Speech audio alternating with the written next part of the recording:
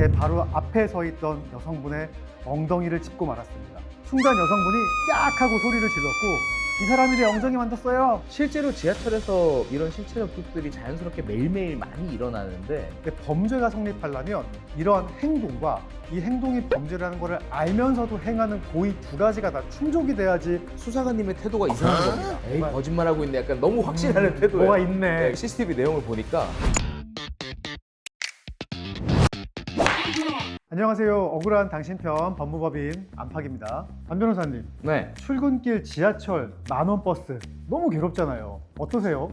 저는 또 그 더위를 많이 타기 때문에 사람들 막 이렇게 달라붙어 있으면 짜증이 확 납니다. 갑자기 그 얘기가 떠오르는 게 있는데 제가 지난 겨울에 정말 추운 날이었어요. 지하철 안에 히터는 빵빵하게 나오고 다들 패딩 옷 같은 거 입고 있는데 막 땀이 막 삐질삐질 나더라고요. 너무 더워서. 생각만 해도 짜증나. 네, 근데 갑자기 누가 소리 없는 방구를 꼈나 봐요. 이거 신고해야 돼요. 상해. 코를 막 그 똥냄새가 감싸는데 너무 재밌었던 게 어떤 여성분이 솔직히 방구는 끼지 맙시다 한마디를 하더라고요. 진짜 재밌었던 기억이 나는데 오늘 사건 이러한 상황에서 발생한 사건이죠. 예, 맞습니다. 사람이 너무 많다 보니까 본의 아니게 신체적인 접촉이 생길 수도 있는데요. 거기에서 비롯된 오해가 이 사건을 만들었습니다.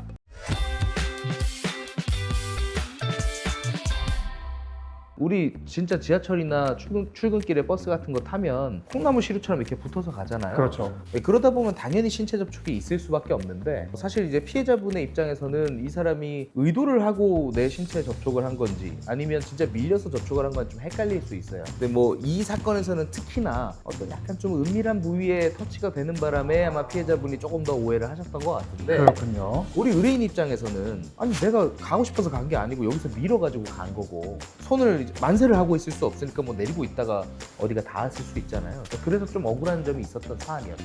제가 사연을 좀 더 구체적으로 설명해 드리겠습니다. 저는 매일 아침 버스를 타고 출근하는 평범한 직장인입니다. 그날도 어김없이 발 디딜 틈도 없는 만원 버스에 겨우 올라타 한 손으로 손잡이를 잡고 가고 있었어요. 그런데 갑자기 버스가 끼익하면서 급정거를 했습니다. 제 몸이 앞으로 세차게 쓸리면서 중심을 잃었고 넘어지지 않으려고 허공에 휘저은 제 왼손이 하필이면 제 바로 앞에 서 있던 여성분의 엉덩이를 짚고 말았습니다.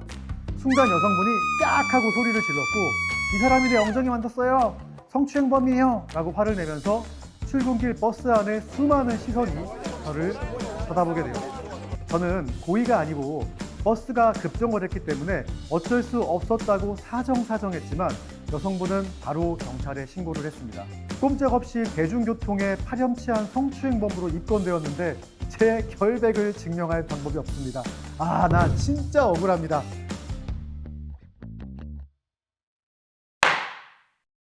진짜 억울한 사연이네요. 근데 이게 어려웠던 게 뭐냐면 실제로 저희 직원들 중에서도 지하철이나 그런 공공장소에서 성추행 당해서 저희가 막 도와준 적이 있었잖아요. 작년에만 2명 있었어요. 예. 합의금을 많이 받아줬습니다. 제가 선물로 받은 넥타이가 이거예요.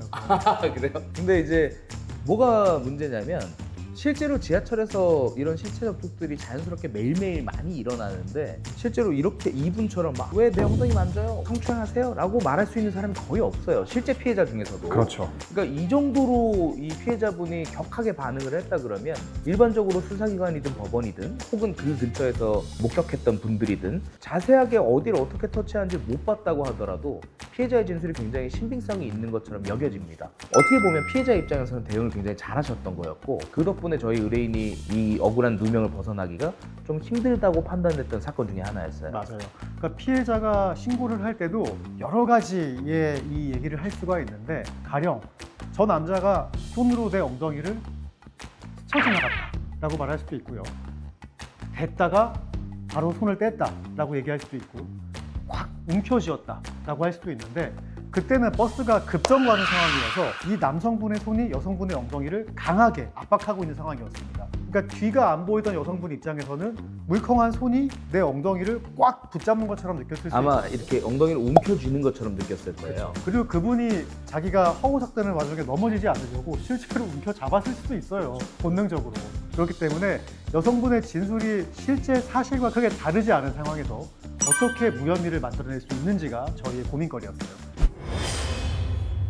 이런 공중 밀집 장소에서의 추행 범죄의 경우에는 고소인의 피해 진술만으로도 범죄가 인정될 여지가 있어요. 왜냐하면 애초에 CCTV나 어떤 객관적인 자료들이 없는 지역에서 이런 범죄들이 많이 일어나기 때문에 사실상 고소인의 진술이 유일한 증거가 되고 그 고소인의 진술이 아주 신빙성이 있다 그러면 그것만으로도 유죄 인정이 가능해지는 거죠. 이게 버스 안에 CCTV가 있다고 해도 사람들이 너무 밀집해 있으니까 이 아래쪽, 엉덩이 쪽에 있는 부분은 카메라에 담기지 않는 경우가 많다는 얘기잖아요. 맞아요. CCTV가 보통은 이제 위에서 달려있기 때문에 콩나물 씨루 위쪽만 콩나물 머리만 보이는 거예요. 요 밑에서 무슨 일들이 일어나는데 그래서 직접 증거는 없는 거거든요. 이렇다 보니까 저희가 일단은 버스에 있는 그 내부 블랙박스 같은 것들을 다 확보를 했었고 단순히 블랙박스만으로는 밑에 만졌는지 안 만졌는지 이런 거는 이제 밝힐 수가 없다 보니까 그것에 더해서 이 당시에 버스가 어떻게 주행을 했었는지 주행 경로랑 주행 시각하고 왜 이제 급정거가 일어날 수밖에 없었는지 그리고 실제로 급정거가 있었는지 없었는지 이런 부분들을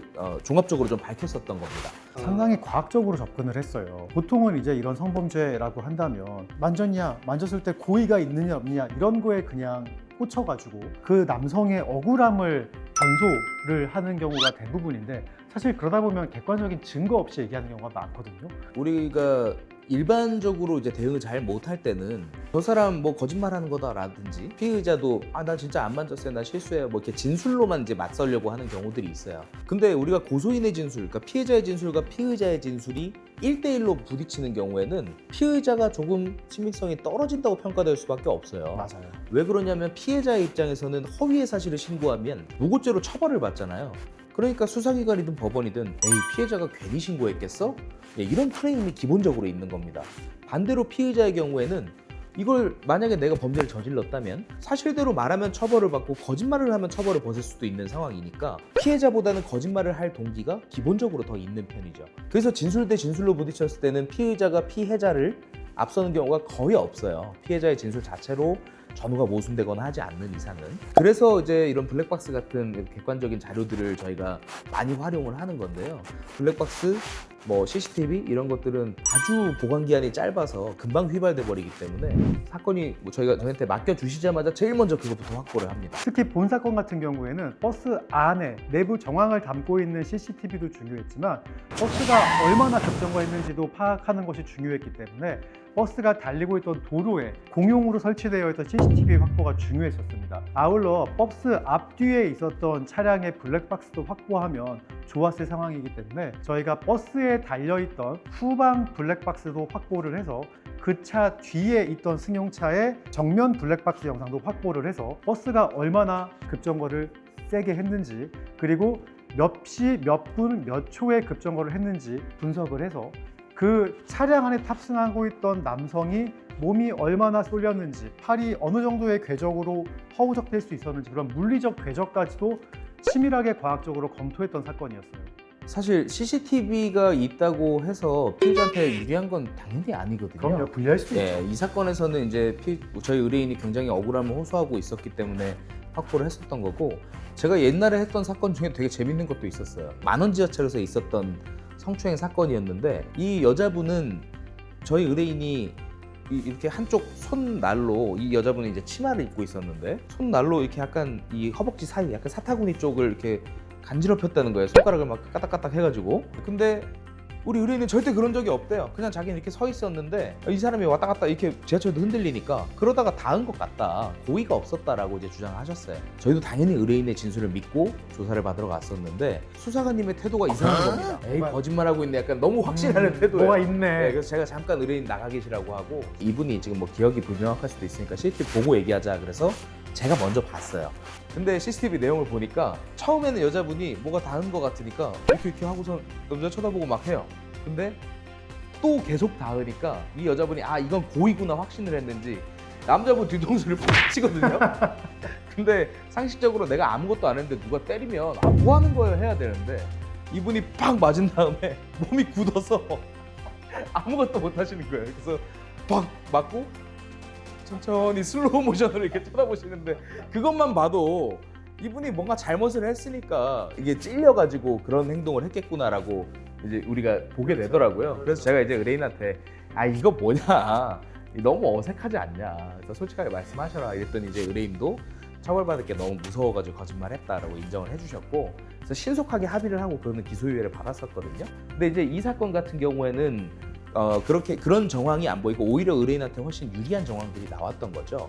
근데 범죄가 성립하려면 이러한 행동과 이 행동이 범죄라는 것을 알면서도 행하는 고의 두 가지가 다 충족이 돼야지 범죄가 완성이 되는데, 본 사건의 경우에는 엉덩이 만진 거 맞죠? 피해자가 놀랐죠.